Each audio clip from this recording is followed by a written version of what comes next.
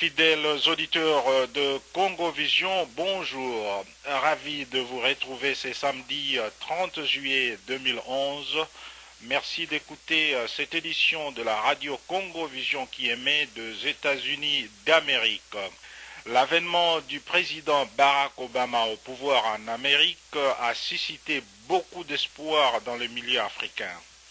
Des Africains et en particulier des Congolais croyaient voir des changements majeurs et positifs dans la politique africaine des États-Unis. Mais aujourd'hui, quelle analyse pouvons-nous faire des rapports existants entre la RDC, la région des Grands Lacs et les États-Unis d'Amérique?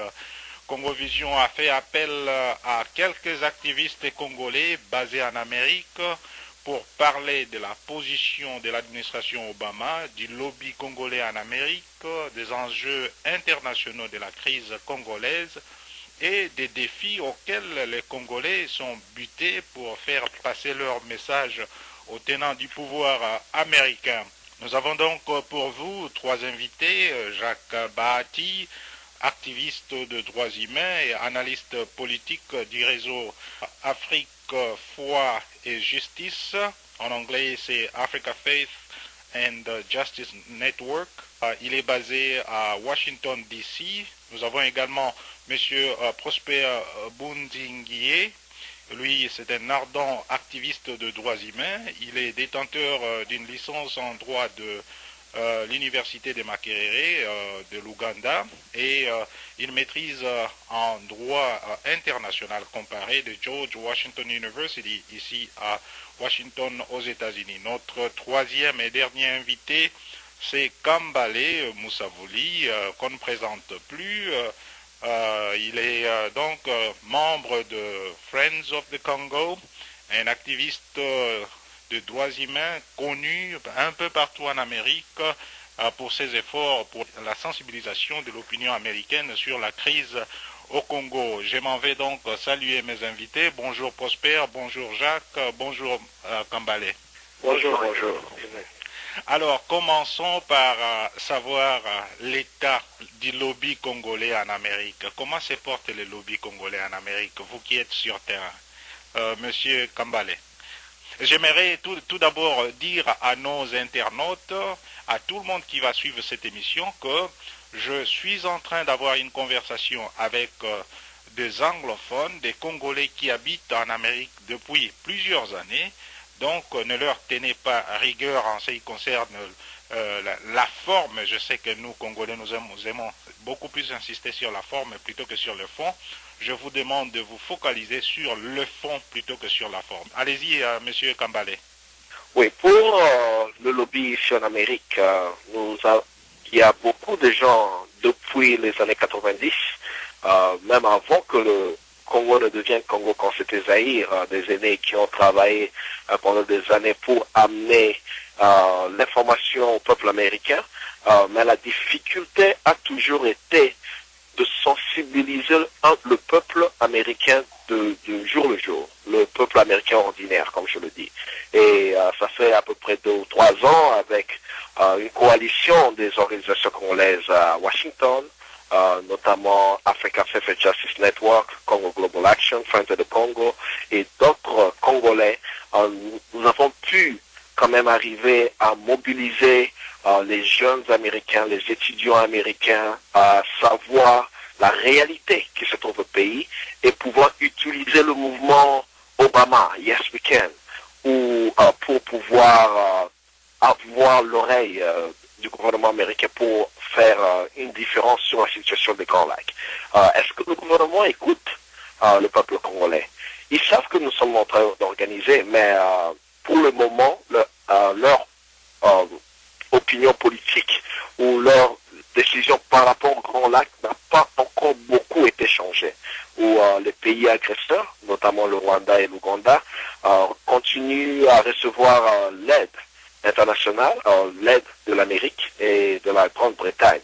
Et nous espérons continuer à éduquer le peuple américain, eux aussi, à renforcer l'importance du lobby du gouvernement américain aux citoyens ou aux résidents congolais ou les Congolais américains qui vivent ici aux États-Unis.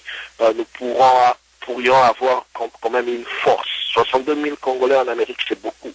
Nous pouvons être une force à faire pression au gouvernement américain. Alors, Monsieur Prosper, les lobbies congolais, lors du discours du président Obama au Ghana, il a juré de soutenir les régimes démocratiques et non les hommes forts en Afrique. Avez-vous l'impression que en ce qui concerne la région des Grands Lacs, l'administration Obama est pour la vraie démocratie et non pas pour le soutien des hommes forts? Est-ce que les Congolais arrivent quand même à faire leur travail sans qu'on sente que l'administration Obama est beaucoup plus penchée vers le Rwanda et donc empêchant les Congolais à faire un lobbying efficace? Bon, merci bien. Je crois que l'administration Obama est versée vers les intérêts américains, non pas vers les intérêts de la région ni du Congo. Et celui qui offre à l'Amérique ce qu'elle veut, et bien entendu, cette personne est bien vue et protégée au-delà même des crimes qu'il peut ou qu'ils peuvent commettre. Mais est-ce que le Rwanda offre aux États-Unis ce que les États-Unis cherchent? Enfin, ce que je veux dire par là, nous les Congolais, je vais essayer d'aller vers les Congolais. Nous les Congolais, nous devons d'abord nous écouter nous-mêmes. Qu'est-ce que je veux dire par nous écouter d'abord nous-mêmes? Nous devons crier notre force nous-mêmes d'abord à l'intérieur du pays, à l'intérieur du Congo. Nous devons acquérir une certaine indépendance de nos idées, de nos pensées, de nos projets politiques, et maintenant amener ça dans un partenariat avec n'importe quelle puissance dans le monde. Et si nous parvenons à faire ça, je crois que nous allons être à mesure de gérer le petit Rwanda nous-mêmes, de gérer l'Ouganda nous-mêmes.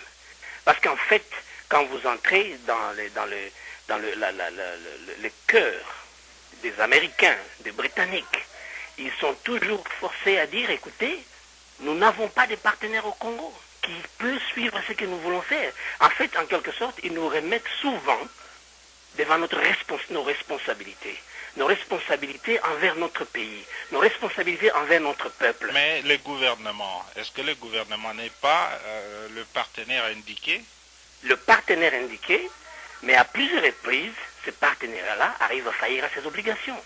Ah donc, c'est une négociation. C'est une négociation que nous, les activistes, nous devons faire avec le pouvoir américain. Une négociation qui n'a pas vraiment de force avec le gouvernement américain pour demander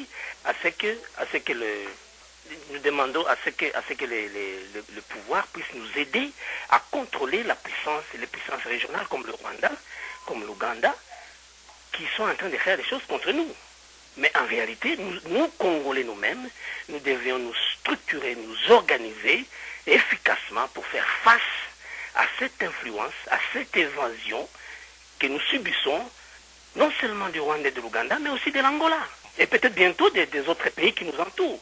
Et en fait, ils sont en train d'utiliser nos faiblesses internes pour essayer de prendre notre pouvoir dans la région, et ils vont le vendre à l'extérieur pour avoir des crédits de toutes formes, des crédits de sécurité, des crédits de position, d'une position géostratégique dans la région.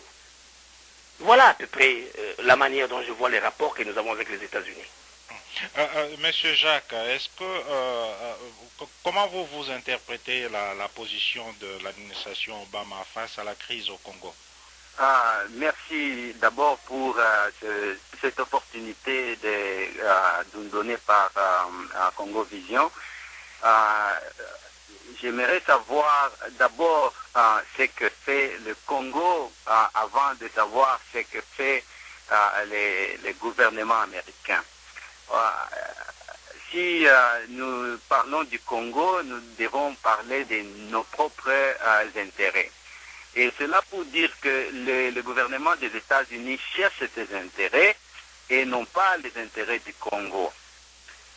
Cela étant dit, nous avons fait déjà beaucoup de lobbies en collaboration avec beaucoup d'autres organisations. Et il y a des résultats palpables malgré l'inefficacité et le manque de présence du gouvernement congolais et le manque même de bonne foi pour représenter le Congo valablement à l'étranger.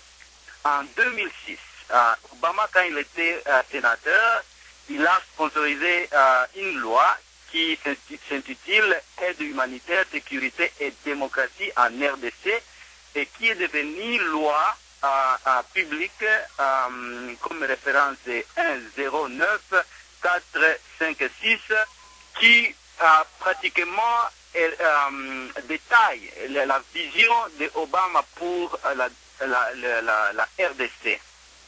Malheureusement, cette loi n'a pas été encore appliquée dans son entièreté.